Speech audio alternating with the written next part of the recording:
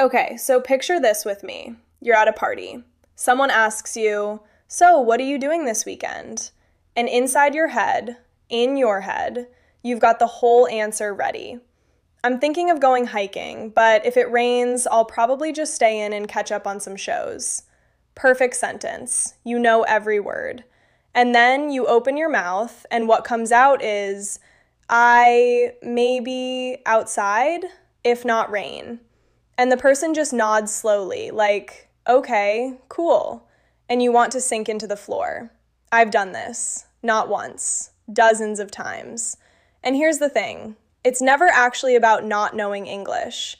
It's about something that happens in that exact half second between knowing and speaking. That's what we're really talking about today.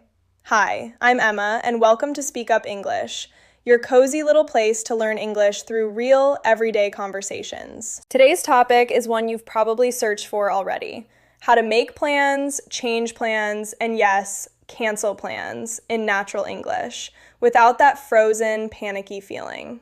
By the end of this episode, you'll understand why your mind blanks even when you know the words, what relaxed, natural-sounding speaking actually feels like, the small mistake that's quietly slowing your progress, and a simple framework you can use literally this weekend the next time someone texts you, "Want to hang out?"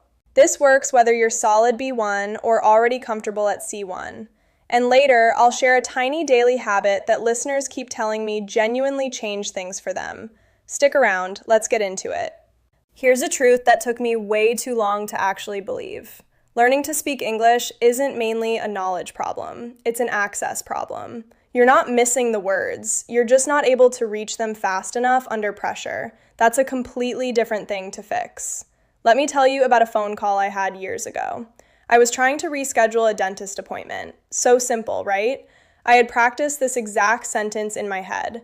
Could I possibly move my appointment to next week? But the second the receptionist said, "Hello," every word evaporated. I just said, change? Possible? She was lovely about it, but I hung up and just sat there, kind of stunned at myself. What I realized later is that I'd been rehearsing the sentence, but rehearsing isn't the same as being able to retrieve it live in real time while someone's actually listening to you. There's a word for that gap. It's called fluency. And fluency doesn't mean speaking without mistakes. It means speaking without long, painful gaps, even if what comes out isn't perfect. Here's a way to picture it. Think of your English like a kitchen where all the ingredients are stored in the back room, perfectly organized, alphabetized even. But every time you need one, you have to walk all the way back there to get it. Fluency is just moving a few of those ingredients onto the counter, where you can grab them without thinking. That's it. That's the whole secret. Now here's a mistake almost every learner makes, including me for years. We think more grammar study equals more speaking ability. So we drill conditionals, we memorize lists, we feel productive, and then we freeze on a simple text message about weekend plans. Studying and retrieving under pressure are two completely different skills, and only one of them gets trained by speaking. And that's the second, deeper truth. You don't get fluent by knowing more. You get fluent by retrieving faster, again and again, in low-stakes moments. Which is exactly why texting friends about plans is actually one of the best speaking practices there is. Now, a few words worth picking up here. When plans change suddenly, you often need to bail. That's a phrasal verb. It just means to cancel last minute, usually casually. Sorry, I have to bail on tonight. If you're not sure yet, you can say you want to hold off, to wait before deciding. Let's hold off until we check the weather. Psychologically, that frozen moment I described, that's called feeling self-conscious, overly aware of how you look or sound to others. And when your brain just stops mid-sentence, you hesitate, a small pause that feels huge in the moment. On the stronger side, instead of just say it again, you can rephrase something, say it in a different way. And instead of talk clearly, try articulate, to express something clearly and precisely. There's also a lovely idiom here. When plans fall apart completely, you can say, "It fell through."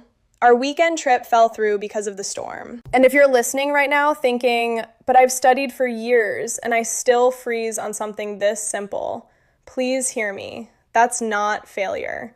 That's just an untrained skill. And untrained skills feel exactly like this until you train them.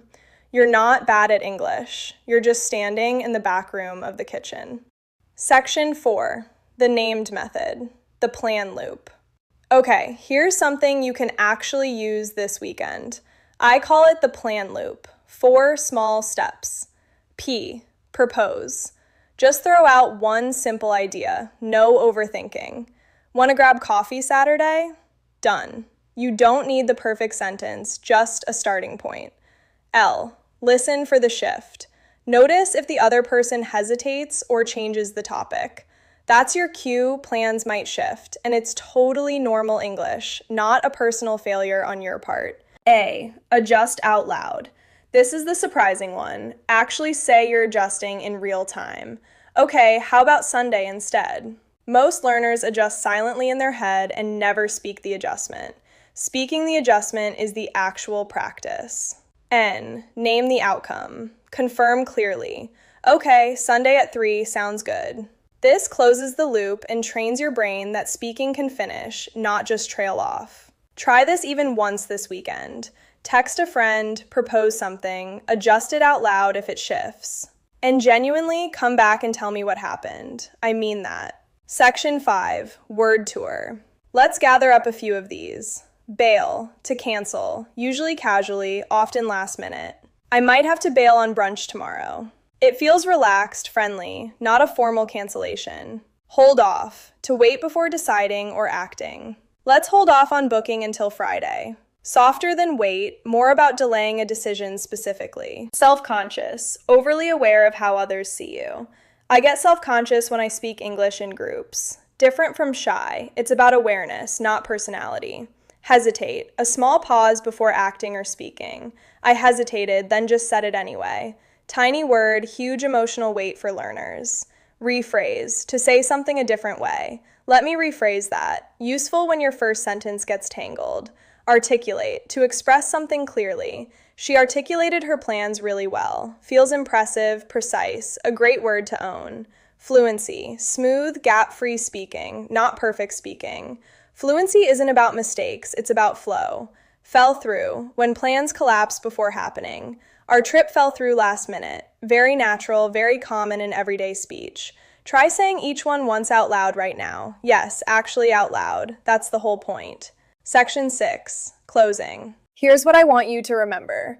You don't need to know more English to speak it more easily. You need to practice reaching for what you already know. Faster, more often, in smaller moments.